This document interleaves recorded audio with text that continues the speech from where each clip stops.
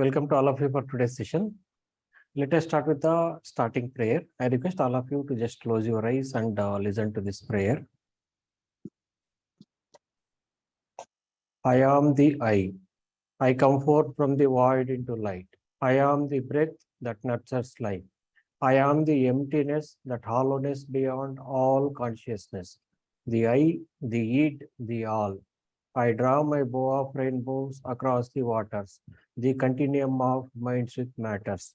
I am the incoming and outgoing of the breath, the invisible, untouchable breeze, the undefinable atom of creation. I am the I.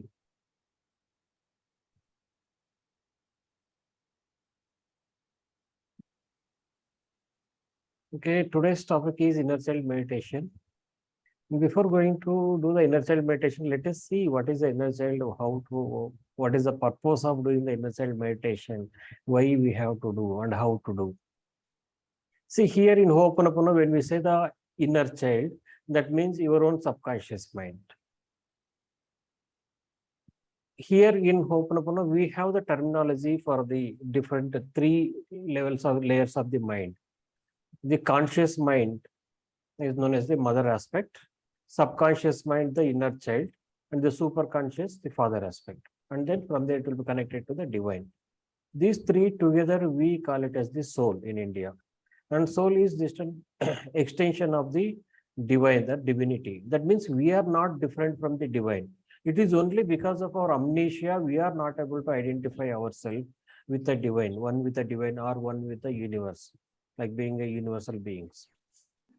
Even though at the fundamental level, we are connected to each and every universal molecule, still we are feeling being separated from each and everything around. As soon as you see something, whatever you see, come across any person or anything, living or non-living thing, we say that is different and I am different.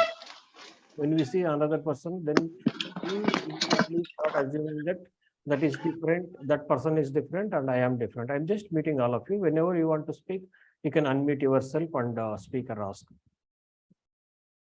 So what is causing this separation? It is only the amnesia.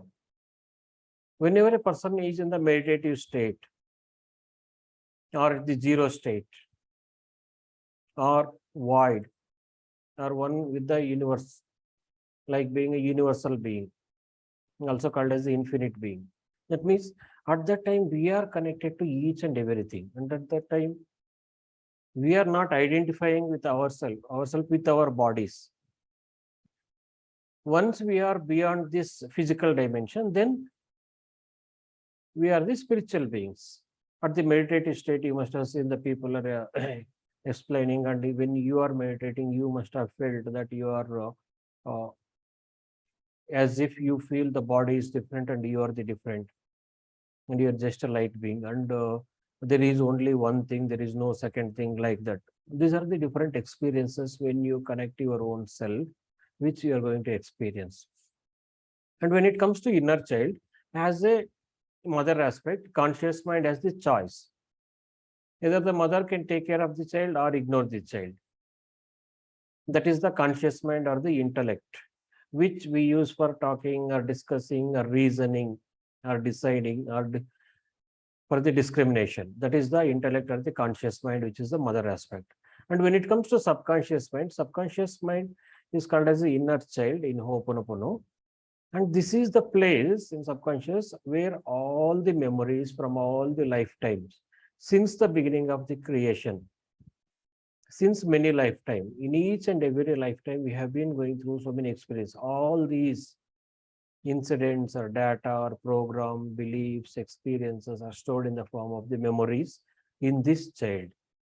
That is the reason we also call it as the memory bank. The subconscious mind is also called as the memory bank. But at any given point of time, conscious mind is able to perceive only 10 to 15 bits of information. At the maximum, maybe 20 bits. And with this little information, people are going mad, and people are saying, I am not able to handle, I can't handle these things, I can't take care of myself and all. But when it comes to subconscious mind, at the subconscious level, at any given point of time, there are millions of bits of information taking place. What we perceive in the conscious mind or the intellect is only 10 to 15 bits.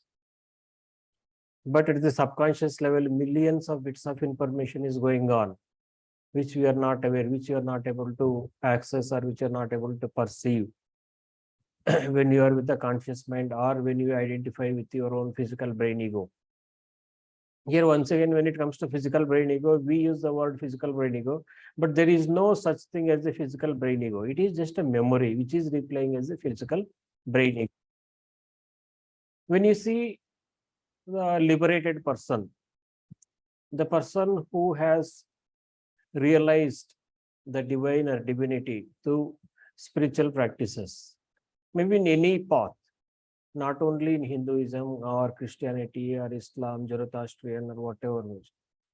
There are different ways to attain the same truth. Once the person realizes the divine, then the person will become one with each and every universal molecule. You must have seen the holy saints and the great saints and people, those realized souls, whenever they speak, they don't use the word I. Usually they speak as a we. That means when it comes to I, we are identifying with the physical brain ego, which is our misconception. So in Hooponopono, we are not aiming for the realization of the divine or something, but over a period of time, the same thing, we will reach the same thing. But here our goal is to reach the zero state, where we are free from all the thoughts, painful emotions, pain, sorrow, suffering, attachment, desires, even for the intention of the desire. We are just free, we are just blissful, we are just peaceful, infinite bliss, infinite peace. Wherever you see, you find only love, peace, and bliss. You are just joyful, peaceful, and blissful. You are in a meditative state. Nothing is going to disturb you in that state. No attachment, no pain, no emotion, no calculation, no past or the future. You're just being yourself. So that is the place where we want to reach, which we call it as the zero state in Ho'oponopono.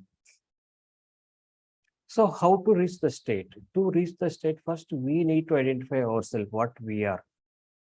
When it comes to a person, when you say me, that means conscious, subconscious, and superconscious mind together, it is me. When these three inner family members are in alignment, then you are at the peace. To be at peace, what you need to do? You need to let go of the obstacles. You need to let go of the blocks, which are replaying as the feeling of separation or the stress or the problems, whatever the thing you are experiencing, anything that is causing any kind of unpleasant feeling. So once you clean those things, then you will be at peace. Then you will be in alignment. Your inner family is at the alignment. Conscious, subconscious, and the superconscious. That is mother, child, and the father are the alignment harmonious. When our inner family is in alignment, then automatically we are at the peace. We start identifying ourselves one with the universe or the divine, the universal creator, divine divinity, whatever the divine form you believe in, that is the. And how to talk to this inner child, your own subconscious mind. For example, once you wake up in the morning, you're going to have, for example, coffee or tea. You can ask your inner child, what would you like to have, coffee or tea? You just ask straight, your own inner child. No need to feel any crazy or embarrassing, nothing like that.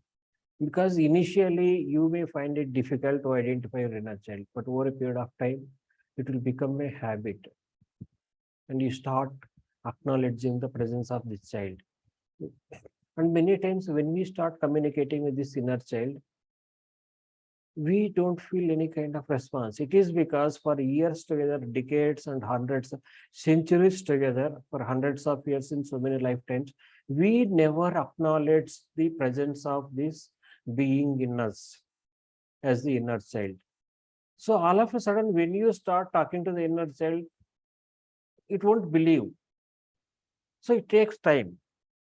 And many times our own inner child, which that is subconscious mind in the dreams and in the form of thoughts, it trying to convey things to us, but we are not willing to accept.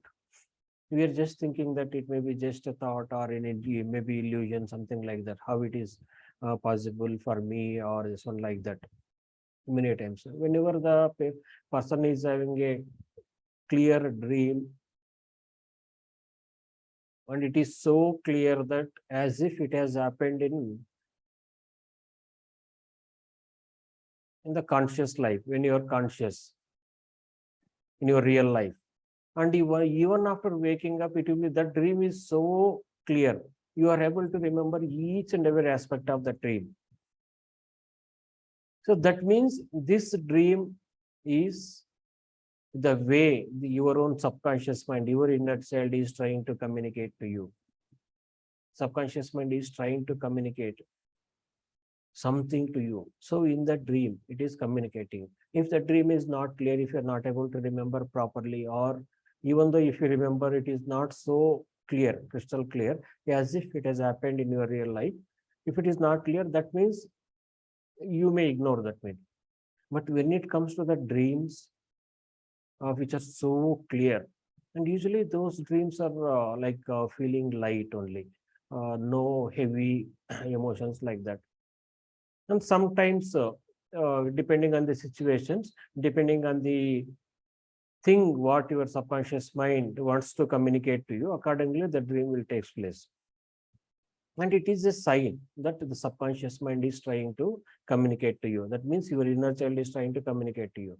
But we never acknowledge, we never believed those dreams, or we never believed into the thoughts which are the subconscious mind or the inner child is trying to communicate to you. So all these times we have ignored, we have manipulated this, and even we never acknowledge the presence of this inner child in us. So that is the reason initially it may be quite difficult to communicate to the inner child. So what you do is you try to talk to this your own inner child as if you are talking to a small child. When you're going for walk, when you want to go for the walk, you can say, ask to the child, I would like to go for a walk. Would you like to come with me? I'm going for a walk. Shall we go for this place or that park or just that place, like that? And to make a habit of talking to the child like this, you need to practice initially at least for a period of 1 month with the meditation by closing your eyes. When you close your eyes and when you acknowledge the presence of the inner child, and when you ask forgiveness from the child for not acknowledging or for not taking good care of the child, or not being aware of the presence of the child in you, like this, ask forgiveness, express your gratitude, uh, because the child is always with you. And then you can start cleaning the memories which are stored in the child, which are replaying as your problems. Because whatever the child is going through, any kind of pain, sorrow, suffering, whatever the child is going through, the same thing is getting reflected as your outside problem. So once the child is free from those memories which are creating all this pain, then you will automatically you'll be free from all those problems. Whatever the problem or the any kind of heaviness, unpleasant experience you're experiencing, that will disappear from your life once that memory is cleaned. I think now it's the time to start the inner child meditation. And for that inner child meditation, I would like to have separate recording. We will be stopping this recording here.